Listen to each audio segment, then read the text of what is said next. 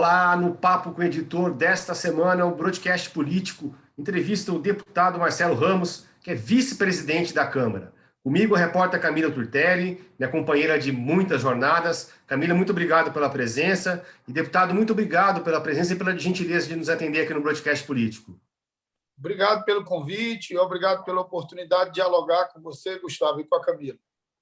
Deputado, há menos de um mês, aí o senhor disse que o presidente Bolsonaro iria marchar sobre a democracia.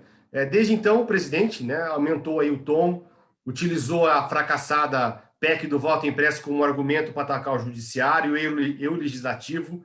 E essa semana foi um dos protagonistas aí da parada militar em Brasília, que entregou para ele um convite para uma missão militar aí em Formosa, em Goiás.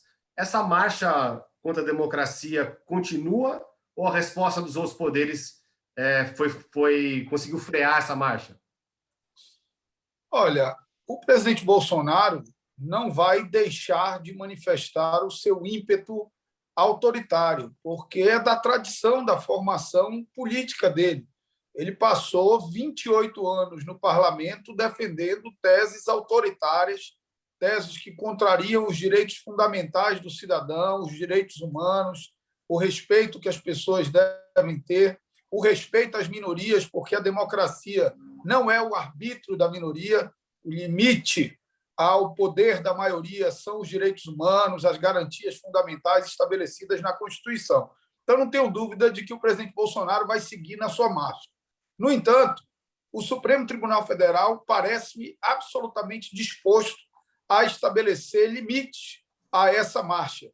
E o Congresso Nacional deu uma demonstração de que a força de um parlamento independente, consciente das suas responsabilidades constitucionais, é maior do que meia dúzia de tanques desfilando pela esplanada do Ministério, o que, inclusive, expôs bastante o Exército, porque foi uma cena patética, ridicularizada, e o Exército Brasileiro, a Marinha, a Aeronáutica não merecem isso. Deputado, hoje a gente teve a prisão do ex-deputado Roberto Jefferson, presidente do PTB, e um grande expoente bolsonarista, e principalmente nas redes, aliado do presidente Bolsonaro. O senhor acredita que essa prisão ela pode ampliar a crise entre os poderes, pode inflamar ainda mais os ânimos? Eu acredito que sim. Mas é importante que a gente separe uma questão que é fundamental. O presidiário Roberto Jefferson, que já fora presidiário já na época do Mensalão e agora novamente por crimes, atentado contra a democracia, ele tenta passar a ideia de que é uma ação coordenada do Supremo contra conservadores e contra pessoas que têm um pensamento ideológico à direita. Não, nem todos os conservadores, nem todos os que têm um pensamento ideológico à direita fazem vídeo portando armas, ameaçando as instituições, ameaçando agredir ministros do Supremo, ridicularizando os poderes constituídos, fazendo chacota de ministro do Supremo. Então, é importante separar as coisas. Não tem nada a ver ser conservador com ser debochado, com ser agressivo, com desrespeitar as instituições. Mas eu, sinceramente, acredito que, passado esse episódio, é hora dos três poderes, do Executivo, do Legislativo, do Judiciário, tentar baixar a temperatura a bem dos interesses do país. Se o presidente Bolsonaro não tem responsabilidade para isso, e eu considero que não tem, que tenhamos nós e que tenhamos o STF. Nós precisamos de estabilidade institucional para dar tranquilidade ao povo brasileiro, para dar previsibilidade a investidores do que vai acontecer no país no futuro. Toda essa crise institucional gerada pelos arroubos autoritários do presidente Bolsonaro, ela tem um efeito econômico que a gente fala pouco. Ela gera uma instabilidade tremenda. Ninguém investe num país em que o presidente está em guerra com o Supremo Tribunal Federal, em que o presidente diz que não vai acontecer eleição, em que o presidente diz que não vai dar posse para o eleito. Portanto, isso não faz mal só para as nossas relações entre os poderes. Isso tem feito muito mal para o país. O resultado disso é pouco investimento, fuga de capital estrangeiro, e a consequência na vida do cidadão comum são 15 milhões de desempregados e 19 milhões de brasileiros e brasileiras com fome. Nós precisamos estancar essa sangria que o povo brasileiro está sendo submetido por conta dessas crises criadas pelo presidente. O senhor falou da conversa entre os poderes, né? A gente teve no lado do Senado e da Câmara, do Legislativo, o presidente, ao contrário do presidente do Senado, né, o presidente Rodrigo Pacheco, que fez declarações abertas aí contra as ameaças de Bolsonaro, o presidente Arthur Lira da Câmara ele foi mais ameno. Ele falou, por exemplo, que o Bolsonaro iria respeitar a decisão da Câmara no caso da votação da PEC do voto impresso, o que não aconteceu, né? Você viu a live de ontem, por exemplo, dessa quinta-feira, o presidente manteve os ataques e subiu o tom dos ataques, disse que tinha infiltrados no STF, hackers infiltrados no TSE, no caso. Como é que o senhor avalia essa atitude mais amena do presidente Arthur Lira? Olha, é difícil para mim julgar a conduta do presidente Arthur Lira. Primeiro, porque ele é o meu presidente, né? Eu só atuo em substituição. E devo levar em consideração, para fazer esse julgamento, Gustavo, que ele precisa ser mais ponderado do que eu, porque ele representa o conjunto plural de deputados e deputadas que tem ali uma base muito consistente, ainda alinhada ao presidente Bolsonaro. Então, eu entendo e respeito a prudência do presidente Arthur Lira. Ele também tem mais informações do que eu, do nível de tensão entre os poderes, do nível de tensão com as Forças Armadas. Então, é absolutamente natural que ele seja mais prudente nas suas falas do que eu. Mas eu acho que o que expressa o pensamento médio do parlamento brasileiro é a reafirmação dos valores democráticos e da independência entre os poderes. Se o presidente Bolsonaro não respeita isso, que o judiciário e que o legislativo se façam respeitar. Nesse cenário, qual que é a chance que o senhor avalia nesse momento de prosperar algum dos mais de 100 pedidos de impeachment, que inclusive o senhor fez um pedido oficial para avaliar o conteúdo de cada um deles, né? Qual que é a chance de um deles prosperar? Eu vou separar duas coisas, Camila. Primeiro, eu vou formando a convicção pessoal, como deputado, que pode ser obrigado a votar essa matéria se em algum momento o presidente Arthur Lira ler, de que o presidente Bolsonaro tem fortes indícios de cometimento de crime de responsabilidade no que diz respeito ao tipo penal que diz ameaçar a ordem democrática. Não precisa agredir a ordem democrática. Ameaçar a ordem democrática já é definido como crime de responsabilidade.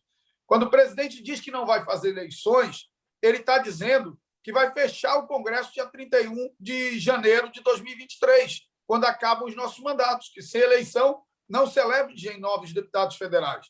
Quando ele diz que não vai dar posse ao eleito se não for ele mesmo, ele diz respeito à vontade da maioria do povo brasileiro. Isso, para mim, é uma clara ameaça à ordem democrática. Em relação à decisão do presidente Arthur Lira de aceitar ou não, de ler ou não pedido de impeachment, eu não vejo ainda nenhuma disposição dele, nenhum ambiente na Câmara para isso.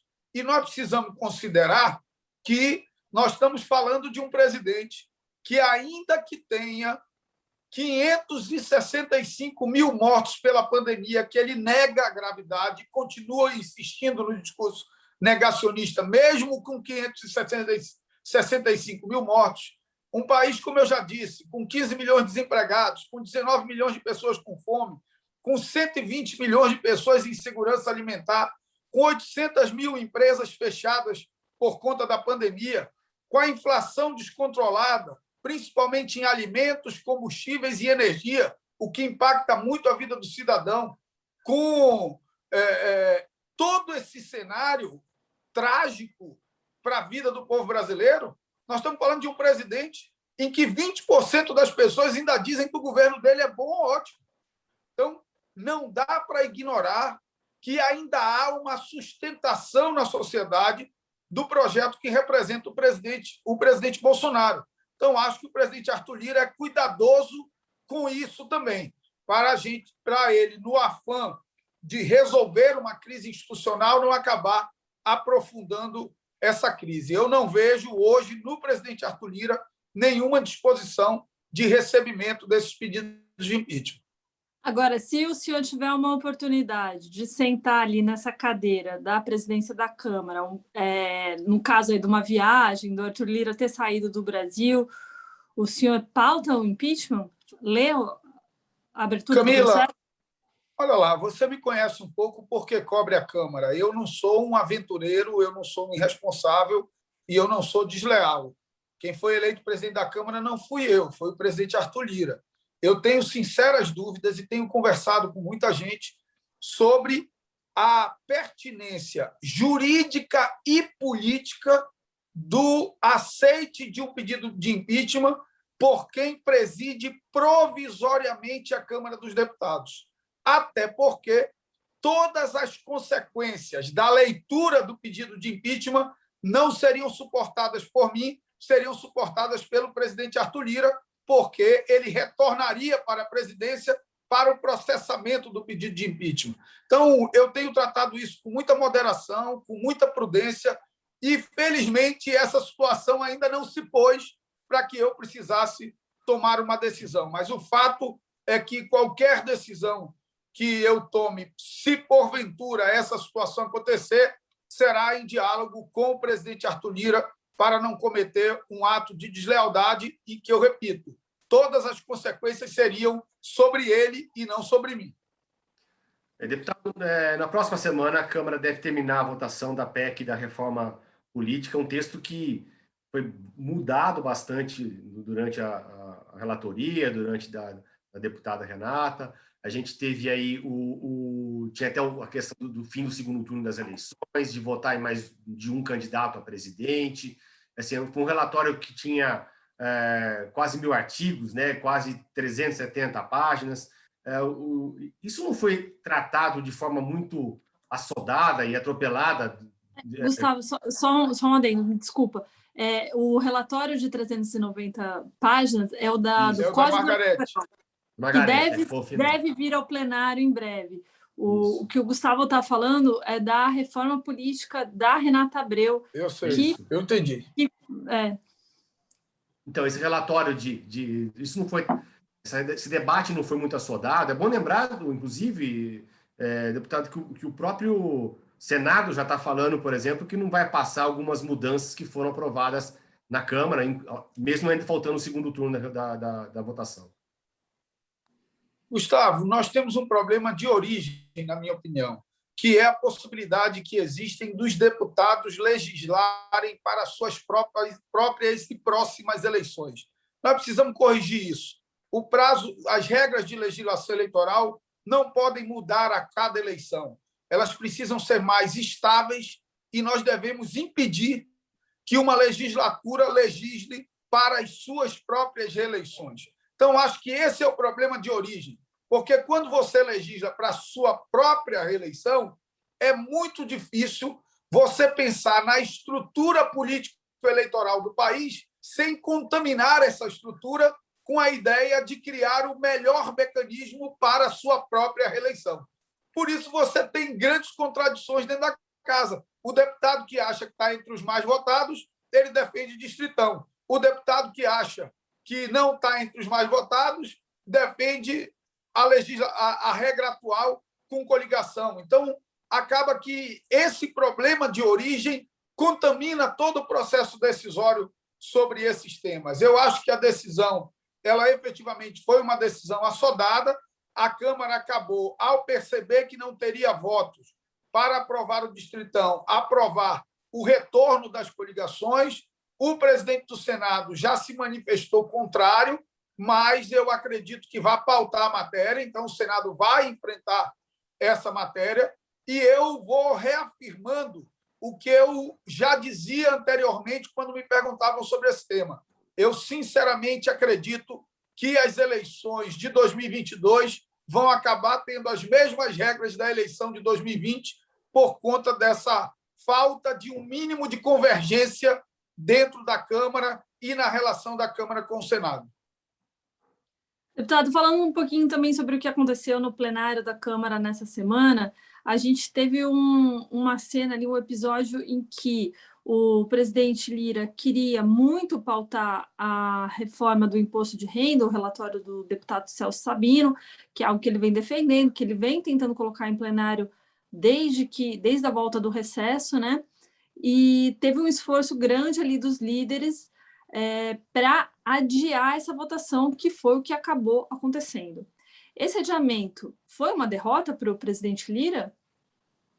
Não, eu não vejo como derrota para o presidente Lira, eu vejo como uma atitude de maturidade dele, de reconhecer que há limite no poder exercido por ele, e esse limite é o mínimo de convergência entre os líderes, em especial os líderes da base do governo, que é o que dará sustentação a uma aprovação de uma matéria tão polêmica como essa. O presidente Lira sabe a minha posição sobre essa questão. Eu acho que esse debate sobre reforma do imposto de renda é um debate muito mal construído. Você pensar numa reforma de um tributo partindo da Receita Federal é pedir para dar errado, porque a visão da Receita Federal é sempre fiscalista e arrecadatória. Então, esse projeto está contaminado desde o início, e um projeto que desagrada todos os setores da economia e que desagrada estados e municípios não agrada a ninguém, a não ser a Receita Federal. É óbvio que num ambiente desse é muito difícil de ser aprovado. Então, eu não entendo como derrota, entendo como uma atitude de grandeza dele, de reconhecimento dos limites do poder que ele exerce como presidente, de respeito aos líderes partidários. Inclusive, eu estou aqui em Maceió, num evento junto com ele, e a gente tem conversado bastante, porque a ideia dele é tentar votar na semana que vem. Mas eu acho que ainda está bastante longe de um texto minimamente convergente que garanta a aprovação. Nessa linha, deputado, as outras pernas aí, as outras partes da reforma tributária, além dessa parte do imposto de renda, elas conseguem caminhar nesse ano ainda no Congresso, ou fica bastante difícil diante já dessa resistência a esse projeto que seria que é mais teoricamente mais simples, né? Gustavo, primeiro tem que ter muita boa vontade para chamar esses dois projetos de lei, o que unifica o PIS/COFINS e transforma em CBS, e esse projeto do imposto de renda, em reforma tributária. Tem que ter muita boa vontade. Reforma tributária sempre teve uma premissa de simplificação de um sistema que é bastante complexo, de progressividade de um sistema que é bastante regressivo, em que os mais pobres comprometem mais da sua renda com pagamento de tributos do que os mais ricos, de neutralidade, portanto, nem aumentar e nem diminuir a arrecadação da União, e equilíbrio setorial, você não tem nenhum setor mais impactado que o outro. As propostas que surgiram até aqui, elas são a negação absoluta disso. O 3887, que é o projeto de lei da CBS, ele tem efeito residual na simplificação e, consequentemente, residual no esforço de diminuição do contencioso e diminuição de obrigações acessórias, e ele me parece muito mais um desejo do governo de recompor a perda orçamentária decorrente da decisão do Supremo de retirar o ICMS da base de cálculo do PIS/COFINS. Vai aumentar a alíquota para muita gente. Os setores da economia que têm cadeia curta não conseguem compensar o crédito gerado com o pagamento desse tributo. Construção civil, saúde, educação, transporte coletivo, efetivamente não conseguem compensar esse crédito. E é errada a ideia de uma alíquota única, Gustavo, porque uma coisa é uma alíquota de 12% para a indústria, que tem uma cadeia longa e compensa o crédito, 12% vira zero. Outra coisa é uma alíquota de 12% para a construção civil ou para o escritório de advocacia, que não tem como compensar e vai ficar com crédito podre nas mãos. Em relação à proposta do imposto de renda, não dá para dizer que é reforma tributária. Veja só, 85% dos brasileiros adultos não pagam imposto de renda, o que é um dado trágico, porque significa que 85% dos brasileiros adultos não ganham mais do que R$ 1.900.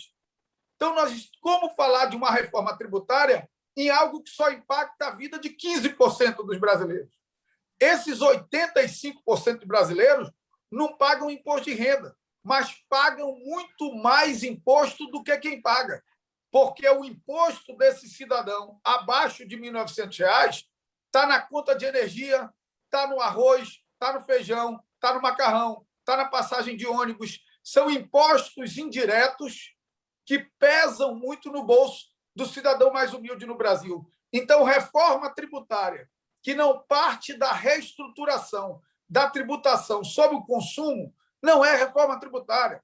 Reforma tributária que não enfrenta o ICMS, que é o tributo onde está o maior contencioso tributário e que mais gera obrigações acessórias, não é reforma tributária. Então, acho que nós estamos muito longe de chegar a um acordo relacionado à reforma tributária, porque o governo federal, o Ministério da Economia, não tem a mínima noção do que é necessário para tornar o sistema tributário nacional mais simples, menos regressivo e neutro do ponto de vista setorial. Completar uma última pergunta, o senhor já disse, falando do Ministério da Economia, o senhor já disse que em algumas ocasiões aí que o ministro Paulo Guedes é o Olavo de Carvalho da economia. O que o senhor quer dizer exatamente com isso? Eu quero dizer que ele está para a economia como o Olavo de Carvalho está para a filosofia. O ministro Paulo Guedes não tem a mínima noção do que é política industrial, não tem a mínima noção do que é economia pública. Ele gere a economia do país como um operador da Bolsa de Valores, gera os seus negócios. E isso, objetivamente, não tem como dar certo. Nós estamos vivendo o maior desmonte da política industrial, do parque industrial do Brasil, da história. Porque, na cabeça do ministro Paulo Guedes, se ele desonerar imposto de importação, ainda que ele não diminua o custo do Brasil, ele vai aumentar a produtividade e a competitividade das nossas empresas. Não, ele vai matar a indústria nacional. E é o que ele quer fazer, porque o desejo dele é implantar o que eles implantaram no Chile, que o Brasil vire um exportador de commodities e um importador de todos os produtos manufaturados. E nós não podemos permitir isso, porque o Brasil não é o Chile. O Brasil tem que alimentar 250 milhões de habitantes. E isso exige a presença da indústria, porque a indústria é a atividade econômica com maior cadeia e com maior massa salarial. Um país de dimensões continentais como o Brasil, de desigualdades regionais tão profundas, não pode prescindir de uma política industrial. E, infelizmente, o ministro Paulo Guedes não tem nenhuma noção do que seja construir uma política industrial para o nosso país. Deputado Marcelo Ramos, eu queria agradecer muito a presença do senhor aqui no Papo com o Editor, queria agradecer a Camila, minha parceira de muitas jornadas, e agradecer a todos que estão acompanhando mais um Papo com o Editor no Broadcast Político. Até a próxima semana. Um abraço, muito obrigado, Gustavo, obrigado, Camila.